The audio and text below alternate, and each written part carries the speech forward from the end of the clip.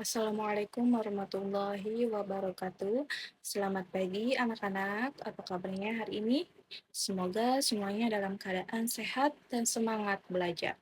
Pada pertemuan kali ini kita akan mempelajari materi tentang wudhu dan hal-hal yang membatalkannya.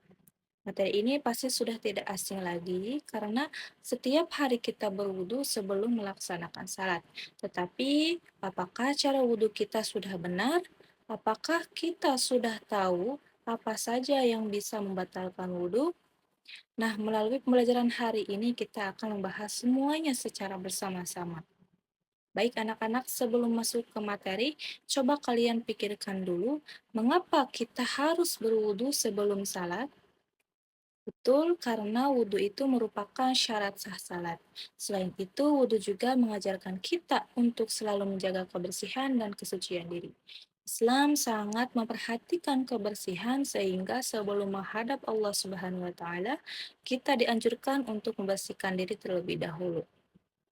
Oleh karena itu, penting bagi kita untuk memahami tata cara wudhu yang benar dan mengetahui hal-hal yang dapat membatalkan wudhu agar ibadah kita menjadi sah. Sekarang kita masuk ke pengertian wudhu. Secara bahasa, wudhu itu berarti bersih atau indah. Sedangkan menurut istilah, wudhu adalah menyucikan diri dari hadas kecil dengan menggunakan air yang suci dan mensucikan sesuai dengan aturan dalam syariat Islam. Jadi, wudhu itu bukan hanya mencuci anggota tubuh, tetapi juga sebagai persiapan diri sebelum melaksanakan ibadah kepada Allah Subhanahu wa Ta'ala. Dasar hukum wudhu anak-anak. Tentu setiap perintah dalam Islam memiliki dasar hukum. Begitu juga dengan wudhu. Perintah berwudhu terdapat dalam Al-Quran, yaitu surat Al-Ma'idah ayat 6. Dalam ayat tersebut, Allah memerintahkan orang yang hendak melaksanakan sholat untuk berwudhu terlebih dahulu. Selain itu, Rasulullah Shallallahu Alaihi Wasallam juga bersabda bahwa Allah tidak menerima salah seseorang yang berhadas sampai ia berwudhu. Jadi, dari dalil tersebut kita bisa mengetahui bahwa wudhu merupakan syarat yang harus dipenuhi sebelum salat. Syarat sah wudhu. Selanjutnya kita membahas syarat sah wudhu. Supaya wudhu kita sah, ada beberapa syarat yang harus dipenuhi. Misalnya, menggunakan air yang suci dan mensucikan.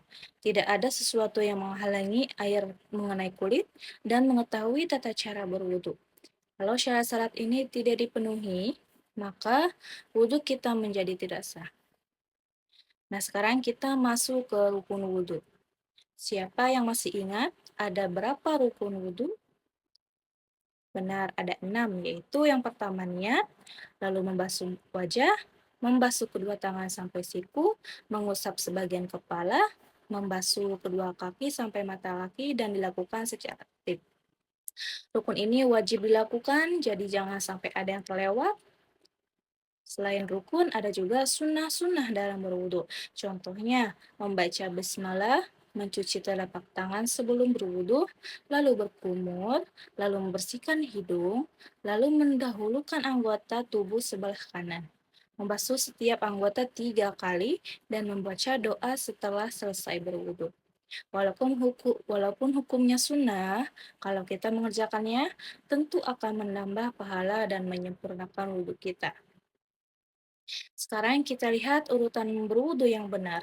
Dimulai dari niat, lalu membaca basmalah, lalu mencuci telapak tangan, lalu berkumur, membersihkan hidung, membasuh wajah, membasuh kedua tangan sampai siku, lalu mengusap kepala, membersihkan telinga, lalu membasuh kedua kaki sampai mata kaki. Lalu membaca doa setelah selesai berwudu. Kalau dilakukan sesuai urutan, insya Allah wudhu kita menjadi lebih sempurna. Nah, ini materi yang harus benar-benar kalian ingat. Menurut kalian, apa yang paling sering membatalkan wudhu?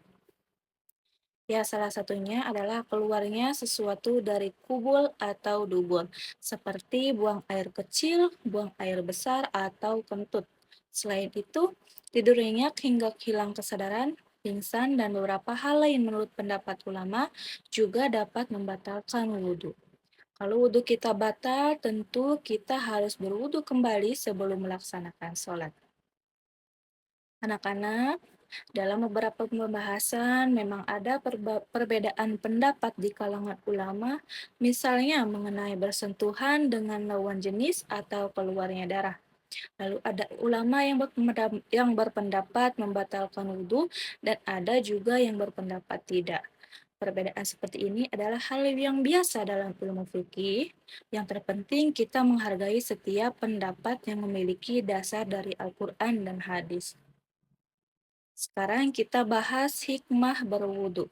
Menurut kalian, selain untuk salat, apa manfaat berwudu? Betul, wudhu membuat tubuh menjadi bersih, melatih kita hidup disiplin, dan membuat hati lebih tenang sebelum beribadah. Selain itu, Rasulullah SAW juga menjelaskan bahwa wudhu dapat menghapus dosa-dosa kecil. Selain memiliki nilai ibadah, wudhu juga bermanfaat bagi kesehatan. Karena dilakukan beberapa kali sehari, wajah, tangan, dan kaki menjadi lebih bersih dari debu dan kotoran. Tubuh juga terasa lebih segar hingga kita lebih nyaman beraktivitas. Ini menunjukkan bahwa ajaran Islam sangat memperhatikan kebersihan. Sekarang coba kita perhatikan apa saja kesalahan yang sering terjadi saat berwudu. Misalnya terburu-buru sehingga ada anggota tubuh yang tidak terkena air, tidak mengikuti urutan, atau menggunakan air secara berlebihan. Karena itu, mulai sekarang kita harus lebih teliti agar wudhu yang kita lakukan benar-benar sah. Setelah mempelajari materi ini, saya berharap kalian bisa langsung menerapkannya dalam kehidupan sehari-hari. Biasakan berwudu dengan benar sebelum sholat, menjaga kebersihan diri, dan mengulangi wudhu jika memang sudah batal. Kalau kita membiasakan hal itu sejak sekarang, insya Allah akan menjadi kebiasaan yang baik sampai dewasa nanti.